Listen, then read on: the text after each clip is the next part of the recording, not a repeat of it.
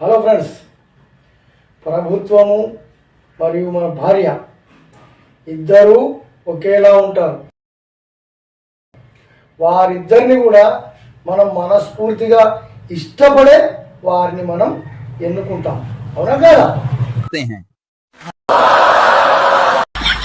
ఒక్కసారిగా ఎన్నుకున్నామంటే ఇక ఎన్నుకున్న తర్వాత అటు ప్రభుత్వమైనా మన మాట వినదు, ఇటు భార్య కూడా మనం చెప్పిన మాట వినదు.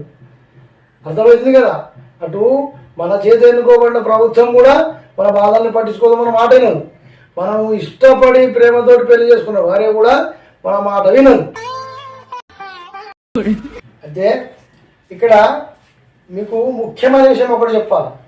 ఏంటంటే ప్రభుత్వం కనుక మనకు నచ్చలేదనుకో, ప్రభుత్వం కనుక మనకు నచ్చలేదనుకో, 5 ఏళ్ళకు ఒకసారి ఈ ప్రభుత్వాన్ని మార్చి ఇంకో ప్రభుత్వాన్ని ఎన్నుకునే అవకాశం మనకు ఉన్నది. అవును కదా?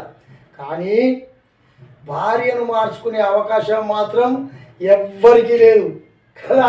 అర్థమైందే లేదు. ఇప్పుడు భార్యను మార్చుకునే అవకాశం, ఒకసారి పెళ్లి చేసుకున్నావా, ఖతం, ఒడిశా.